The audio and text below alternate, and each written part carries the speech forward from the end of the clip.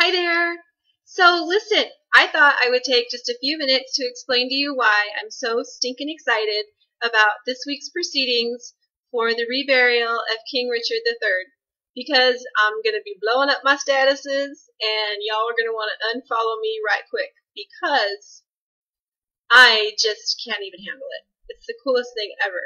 So what's happening is the last royal king to die in battle back in 1485, right before, the age of the Tudors, this was the last king. And he was never given a proper burial.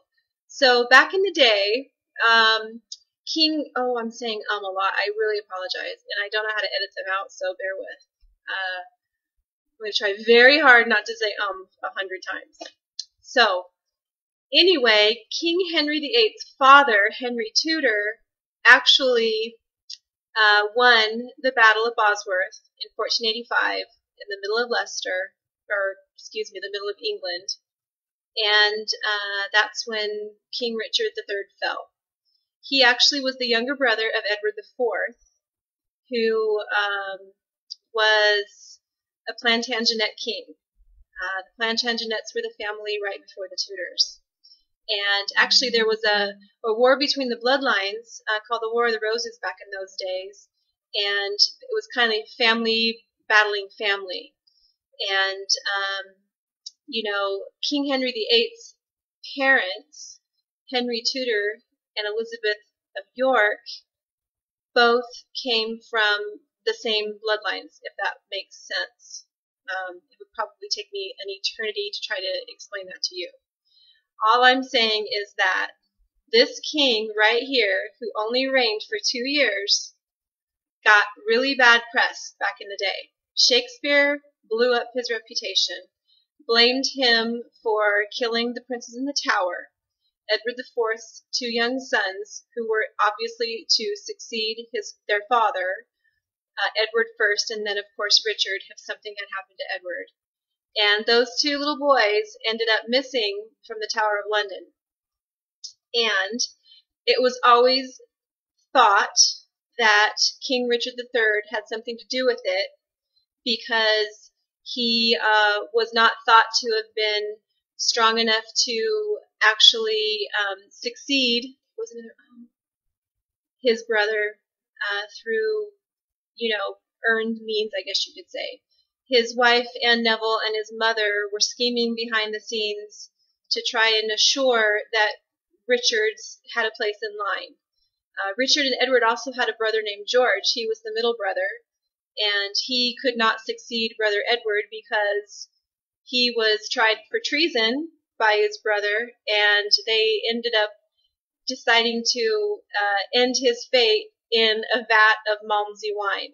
So George didn't get off too bad, I guess. If you have to, die drowning in a barrel of wine, I guess there's not a bad way to go. Certainly back in the medieval times, it could have been a heck of a lot worse for him. But that left Richard. And Richard, he was young, the youngest of those York princes. He was 17 when he got his first battalion, and he actually showed great leadership on the field and in battle. He was quite brave, although the history books will say that he was feeble and weak and not very smart and kind of the, sickly little brother of big gallant Edward, if you will.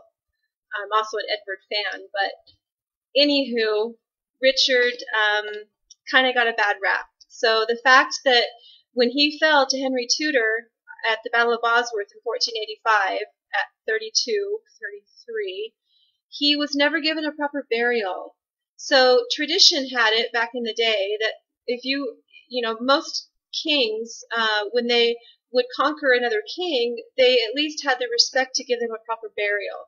Most of the other kings in any lines you will see buried in an abbey or buried in a cathedral or buried next to their beloved, next to their family. I don't know how many of you have been to England and been through the castles or been through the abbeys, and you see all of them right there. King Edward IV is buried in St. George's Chapel at Windsor Castle next to his bride, Elizabeth Woodville. And, King Henry VIII is buried there as well. And King Henry Tudor, the dude who brought down my Richard, is in the abbey. So Richard's not going to be buried next to his beloved Anne Neville. She's buried in another castle, and his son, Edward, is buried in Middleham Castle, where he was born. And so Richard's going to be buried in Leicester Cathedral because the anthropologist or archaeologist, if you will, from Leicester decided to go and, dig around the area to see if they could find him, knowing that he really had never made it to a place where his remains were ever discovered, because they used to go back and try to find these people, and so for history purposes they could tell where they landed. And indeed they did find him. So he was actually a York prince, and when this all occurred back in 2012, there was a debate on whether or not he should be buried back in York, where he was born and where he was from, or if he should be buried in Leicester, the Midlands, because they're the ones that actually went to the expense to, dig him up and give him a proper, revival, if you will. So the good news is, even though he didn't get to go back to York, he is going to get a lot of pomp and circumstance this week, and I'm so stinking excited for him. And, gone are the days that he was left buried underneath the car park. The day he fell in battle, they stripped him naked and stuck his crown on a stick and drug his naked body through town in a very indignified way for a royal king. And this man deserves some due, and he's getting it. So the great news, too, is that the queen herself is going. It was said that she wasn't going to go. She was just going to send Princess Sophie, her daughter-in-law. But I read this morning that she's actually going to be there. He's going to be buried on Thursday. So just great, great, great times. I wish I could be there. I so wish I could be there.